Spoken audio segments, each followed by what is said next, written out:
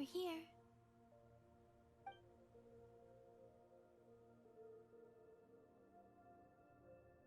Over there.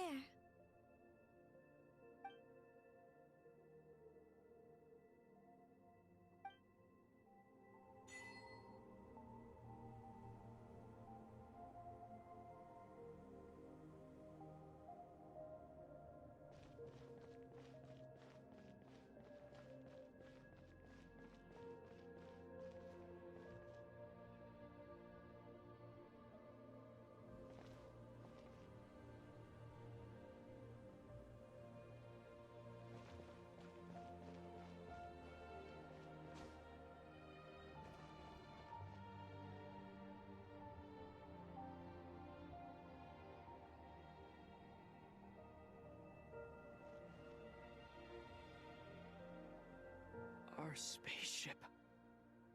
It's huge. I suppose that the moon is the only place one could hide it. It'll be alright. Huh? The way you feel in this moment, I went through it too, on Moon Prayer Night. The door was right in front of me, but I struggled to find the courage to step through. Solitude for me once meant living a life in which even I was absent. Before I met you, that was the only life I knew. But that night, solitude meant throwing away the life I had gained after meeting all of you. Columbina. Go. Retrieve the part of your life that was once lost. Trust me, you will lose nothing by doing so. Look, Teyvat is right there. All of our friends are down there, waiting for us. You're right. Thanks, Columbina.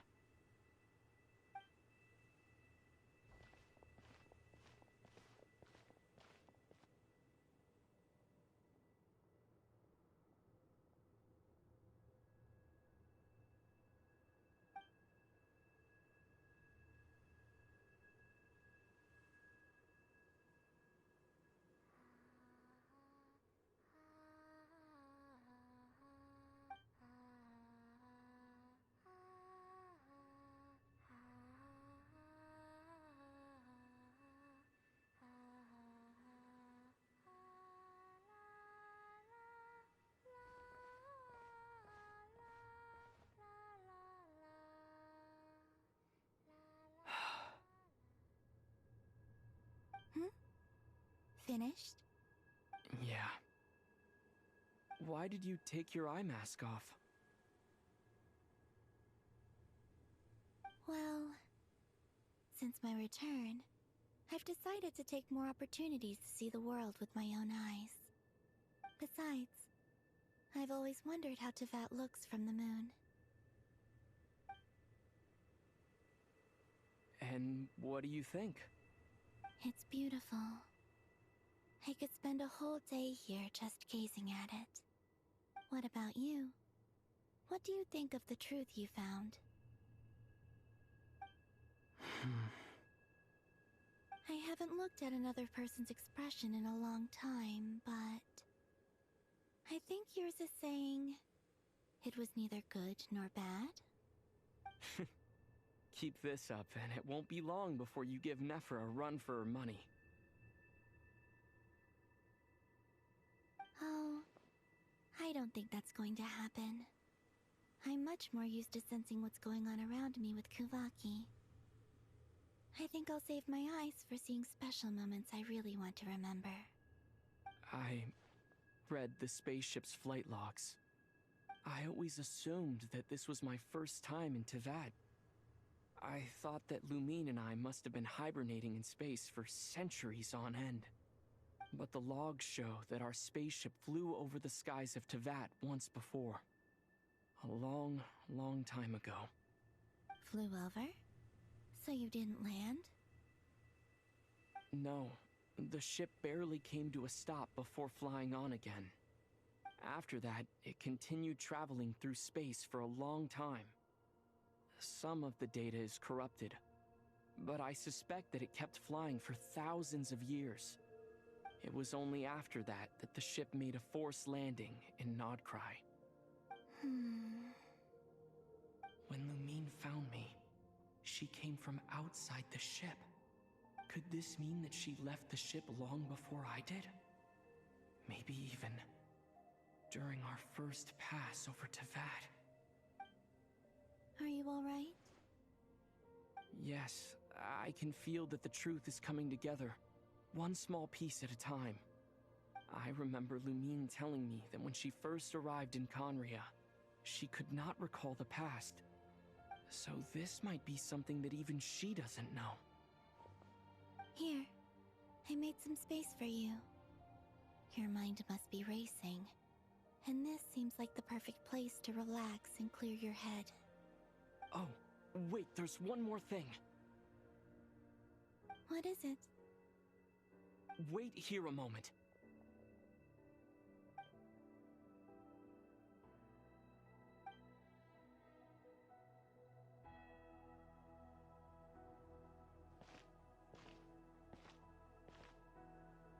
Hey, Columbina.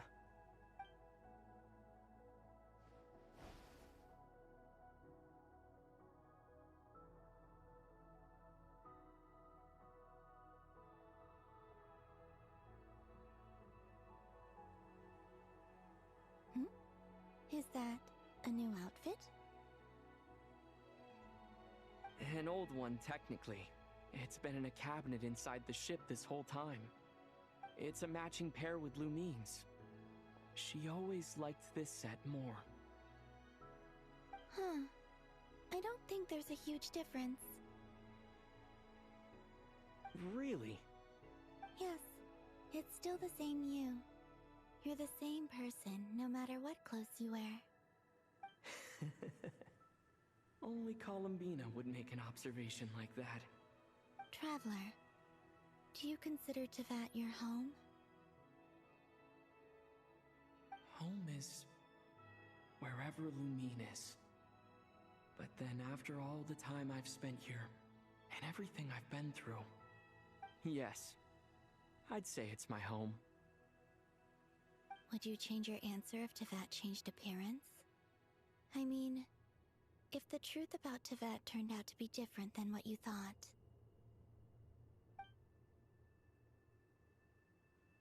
I don't know, but I don't think so. The truth is not what matters most to me about Teyvat. When I was first born, I longed for a home. And when you get something before you're mature enough to understand the world, you just take it at face value. I thought that a home was a transaction. You give me what I want, and I'll do the same for you. But you and your friends taught me what a true home should look like. You never asked for anything, yet you gave so generously to me. That's because your friendship matters to us. It was worth it. In the past, I thought that my birth in Nodcry must have been a mistake. But after journeying to the distant past where the story began, I realized that it was I who chose Nodcry to be my future home. Now, I am glad that I made that choice. I'm sure your friends are just as glad. In fact, I intend to make the same choice today as I did back then. What do you mean? Well, I've given the Eternal Moon's Marrow to Lauma, and the Iridescent Moon's Marrow to Arlecchino. And now, I shall return my Kuvagi to Nodcry again, that it may continue to protect my chosen home. Wait, but what about your body? Oh, are you worried that I'll disappear again? I won't. Not this time. The Frost Moon has now entered the false sky, and I am the Tri-Lune Goddess. I am only returning to Nodcry the part of me that it needs. I am giving what I can, because my home is worth it. Oh, and I have something for you, too. For me? Yes. Come closer.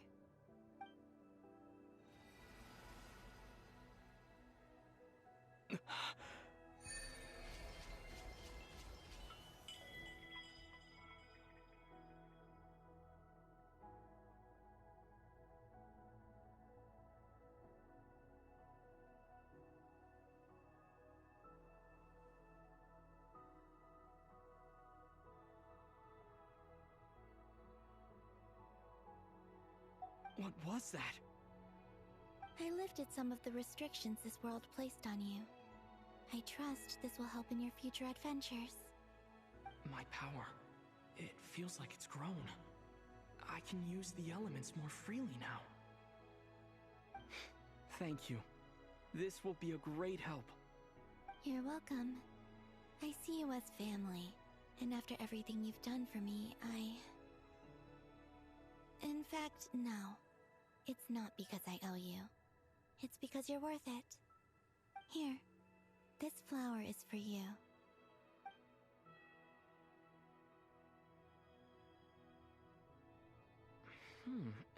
Isn't this a moon prayer blossom? Yes. Don't worry. You will never see these flowers lose their color again. I'm finally discovering the joy of giving. How I wish I'd learned this sooner. Hey, better late than never. What are you thinking about now? Why don't you take a guess? You get... one shot. I don't think I'll get it in one guess. But I'm sure it's a happy thought. That's kind of a sneaky answer. I can't say you got it wrong. Down in Teyvat, the moon seems so far away. I felt it might always lie beyond my reach. But on the moon, everything feels so close by. The haze that once enshrouded the skies has finally been dispersed. I feel like a traveler on a winter's night, starting a new chapter in my tale by the warmth of a bonfire. I don't have a lot of luggage, but I do have a lot of hope for the future. Well, what's next? Next? To start with, I want to stay here just a little longer. After that, let's return home and continue our journey.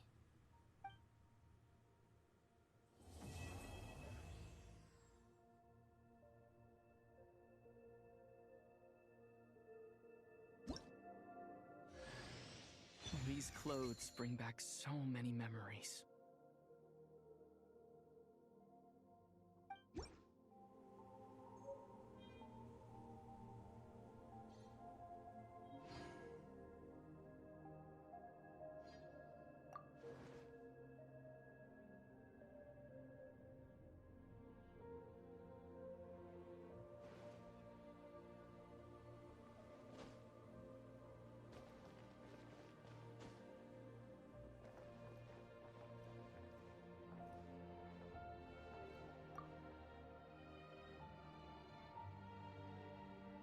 The journey goes on, like I said.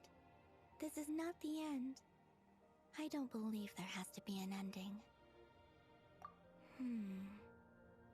Ice cold and sharp. Crystal clear in some ways, yet profoundly unfathomable in others. Like the thick layer of ice on top of a frozen lake. That's just the impression that Tsaritsa gives me. I was never able to glimpse what truly lies beneath that icy exterior. In fact, I don't think the people of Snezhnaya even know what kind of power their god wields. Maybe that's because the Tsaritsa herself has never acknowledged, nor accepted that power. Oh, is that your next destination? Most people would probably tell you to pack some warm clothes. But I experience things differently than most people, so I can't know how cold it is. In fact, it is home to quite a wondrous heat source. I think they call it Kreshnik's torch. Every city in Snezhnaya is built around one of those. I sensed the energy it gave off as I was passing by on a railway train. It felt grand and distant. I also recommend the Korolievsky troupe in Snezhnogrod. They give performances quite regularly, and entry was free for Harbingers. I liked them a lot. There's Regrator, the Rooster, and the Jester. Between them, they control a lot of what happens in Snezhnaya, but I could never wrap my head around how exactly power is split between them. I just know they are each responsible for many specific domains. I noticed that the Rooster and Regrator often appeared to get along on the surface, while working against each other in secret. And theirs is not a friendly rivalry. But I wasn't particularly interested, so I tended to keep my distance. Now that I think about it, the term Mistelton often seemed to come up in connection with Project Stuja. Once things settle down in Nodcry, I'd like to explore the world beyond Snezhnaya. You've told me so many stories about the other places you've been to, and all the friends you've made there. I'm curious to visit those nations and see them for myself. It would also help me learn more about the journey that has made you into the person you are today. Okay. As you continue on your journey, don't forget to gaze up at the moon once in a while. It is, after all, no longer an illusion. It shall cast down its true moonlight, connecting us in truth.